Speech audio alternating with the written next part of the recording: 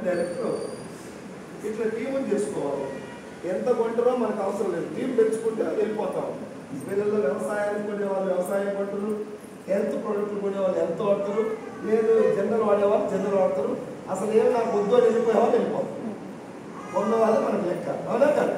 So ఇట్లా team పెరగడం వల్ల జనవరి వరకు జాయింట్ డైరెక్టర్, జనవరి మంత్లో కంపెనీ ఒక 100 కోట్ల బిజినెస్ వస్తే అందులో ఒక 15%, 100 కోట్ల 15% అంటే ఒక 15 కోట్ల రూపాయలు డైరెక్టర్ బోనస్ ఇస్తారు.